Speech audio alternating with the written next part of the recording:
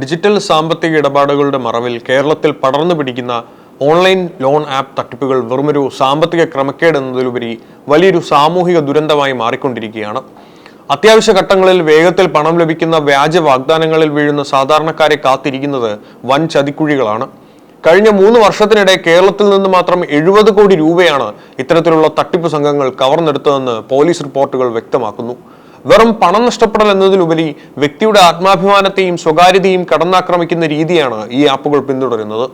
Loan എടുക്കുന്ന നിമിഷം മുതൽ ഇരയുടെ ഫോണിലെ വിവരങ്ങൾ തട്ടിപ്പുകാർ കൈക്കലാക്കുന്നു.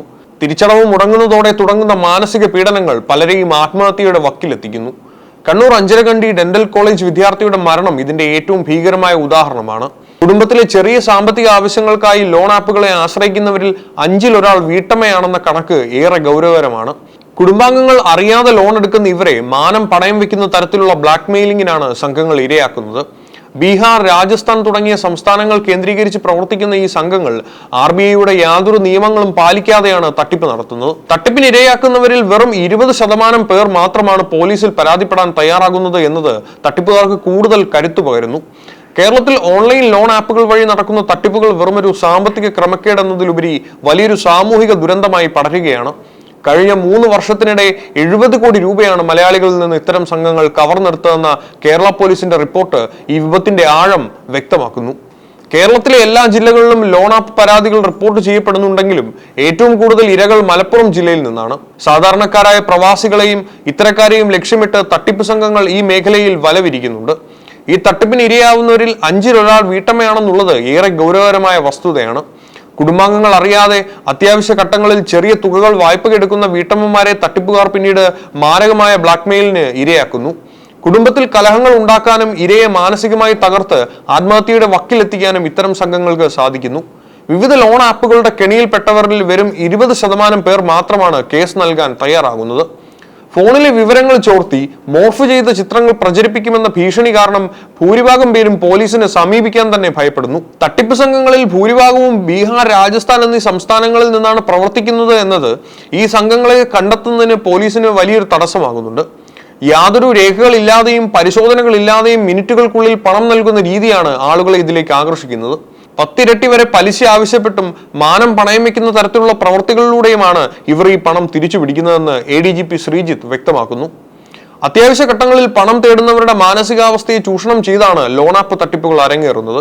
വെറുമൊരു വായ്പാ ഇടപാട് എന്നതിലുപരി ഡിജിറ്റൽ സാങ്കേതിക വിദ്യയെ ആയുധമാക്കി ഇരയുടെ ജീവിതത്തെ പൂർണ്ണമായും നിയന്ത്രിക്കുന്ന രീതിയാണ് ഇവർ പിന്തുടരുന്നത്. യാതൊരു രേഖകളോ ജാമ്യമോ ക്രെഡിറ്റ് സ്കോർ പരിശോധനയോ ഇല്ലാതെ മിനിറ്റുകൾക്കുള്ളിൽ പണം അക്കൗണ്ടിൽ എത്തുമെന്ന വാഗ്ദാനമാണ് പ്രധാന കെണി.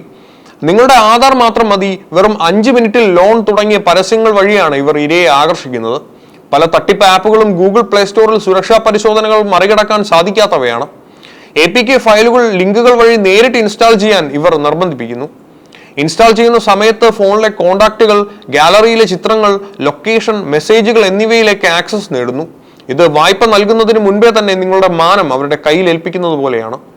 വാഗ്ദാനം ചെയ്യുന്ന തുകയല്ല പലപ്പോഴും അക്കൗണ്ടിൽ എത്തുന്നത്. പ്രോസസിംഗ് ഫീസ് എന്ന പേരിൽ വലിയൊരു തുക നേരത്തെ തന്നെ ഈടാക്കുന്നു. തിരിച്ചടവിനായി 10 ഇരട്ടി മുതൽ 15 ഇരട്ടി വരെ പലിശയാണ് അവർ ആവശ്യപ്പെടുന്നത്. 7 ദിവസം പോലുള്ള ചെറിയ കാലാവധിക്കുള്ളിൽ പണം അടയ്ക്കണമെന്ന് നിർബന്ധിക്കുന്നു. തിരിച്ചടവ് 1 ദിവസം വൈകിയാൽ പോലും ക്രൂരമായ പീഡനങ്ങൾ ആരംഭിക്കുന്നു. ഇരയുടെ ഗാലറിയിൽ നിന്ന് കൈക്കലാക്കിയ ഫോട്ടോകൾ അശ്ലീലമായി മോർഫ് ചെയ്ത് അവരുടെ കോണ്ടാക്റ്റിലുള്ള എല്ലാവർക്കും അയച്ചു കൊടുക്കുമെന്ന് ഭീഷണിപ്പെടുത്തുന്നു. ഇരയുടെ ഫോണിലെ കോണ്ടാക്ട് ലിസ്റ്റിലുള്ള ബന്ധുക്കളെയും സുഹൃത്തുക്കളെയും വിളിച്ച് അപമാനിക്കുന്നു. ആത്മാഭിമാനവും സ്വകാര്യതയും ഈടുവെച്ചാണ് ഇവർ പണം നൽകുന്നതെന്ന് ADGP ശ്രീജിത്ത് വ്യക്തമാക്കിയത് ഈ സാഹചര്യത്തിലാണ്. ഈ തട്ടിപ്പുകാർക്ക് പിന്നിൽ പ്രവർത്തിക്കുന്ന വിദേശ ബന്ധമുള്ള സംഘങ്ങൾ ഭൂരിഭാഗവും ബീഹാർ, രാജസ്ഥാൻ തുടങ്ങിയ സംസ്ഥാനങ്ങൾ കേന്ദ്രീകരിച്ചാണ് പ്രവർത്തിക്കുന്നത്. ഇരയാക്കപ്പെടുന്നവർ പണം നൽകുന്നത് വരെ ഈ പീഡനം തുടർന്നുകൊണ്ടേയിരിക്കും. സൈബർ ലോകത്തെ ഈ വലിയ ചതിക്കുഴികളിൽ വീഴുന്നവരിൽ വെറും 20% പേർ മാത്രമാണ് പോലീസിൽ പരാതി നൽകാൻ തയ്യാറാകുന്നതെന്നത് അങ്ങേയറ്റം ഗൗരവകരമായ ഒരു കാര്യം തന്നെയാണ്. ബാക്കി 80% പേരും നിശബ്ദത പാലിക്കുന്നത് തട്ടിപ്പുകാർക്ക് കൂടുതൽ കരുത്താണ് പകരുന്നത്. ലോൺ ആപ്പ് തട്ടിപ്പുകാരുടെ ഏറ്റവും വലിയ ആയുധം ആത്മാഭിമാനമാണ്. ഫോണിലെ ഗാലറിയിൽ നിന്ന് കൈക്കലാക്കിയ ചിത്രങ്ങൾ അശ്ലീലമായി മോർഫ് ചെയ്ത് പ്രചരിപ്പിക്കുന്ന ഭീഷണിക്ക് മുന്നിൽ പലരും തളർന്നു പോകുന്നു. ഇത്തരം ചിത്രങ്ങൾ പുറത്തു വന്നാൽ സമൂഹത്തിലും കുടുംബത്തിലും ഉണ്ടാകാൻ പോകുന്ന നാണക്കേട് ഭയന്നാണ് പലരും പരാതിപ്പെടാൻ മടിക്കുന്നത്. പലർക്കും സൈബർ പോലീസിൽ എങ്ങനെ പരാതി നൽകണമെന്നതിനെ കുറിച്ച് കൃത്യമായ ധാരണയില്ല. പ്രതികൾ അന്യ സംസ്ഥാനത്തു നിന്നുള്ളവരായതിനാൽ അവരെ പിടികൂടാൻ കഴിയില്ലെന്ന തെറ്റായ ധാരണയും പരാതികൾ കുറയാൻ കാരണമാകുന്നു. നമ്മുടെ സ്വകാര്യതയും മാനവും ഈടുവെച്ചാണ് ലോൺ ആപ്പുകൾ പണം നൽകുന്നതെന്ന് ADGP ശ്രീജിത്ത് വ്യക്തമാക്കുന്നു. നിയമവിധേയമായ ബാങ്കുകളിൽ നിന്ന് മാത്രം വായ്പ എടുക്കണമെന്നും തട്ടിപ്പിന് ഇരയാൽ ഭയപ്പെടാതെ പോലീസിനെ അറിയിക്കണമെന്നും അദ്ദേഹം മുന്നറിയിപ്പ് നൽകുന്നു. ഓൺലൈൻ ലോൺ വഴി തട്ടിപ്പുകൾ ഒരു വലിയ സാമൂഹിക ഭീഷണിയായി വളരുന്ന സാഹചര്യത്തിൽ ജാഗ്രത മാത്രമാണ് ഏക പ്രതിരോധം.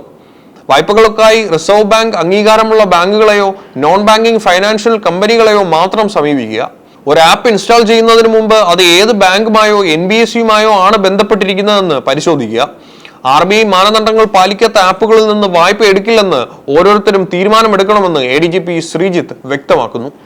മൊബൈൽ ആപ്പുകൾ ഇൻസ്റ്റാൾ ചെയ്യുമ്പോൾ അവ ചോദിക്കുന്ന അനുമതികൾ കൃത്യമായി പരിശോധിക്കുക. രേഖകളില്ലാതെ മിനിറ്റിനുള്ളിൽ ലോൺ, കുറഞ്ഞ പലിശ തുടങ്ങിയ പരസ്യങ്ങളിൽ ആകൃഷ്ടരാകരുത്. ഇത്തരം ആപ്പുകൾ വൻതോതിൽ പലിശ ഈടാക്കുകയും പിന്നീട് 10 ഇരട്ടി വരെ തിരിച്ചടയ്ക്കാൻ ആവശ്യപ്പെടുകയും ചെയ്യുന്നു.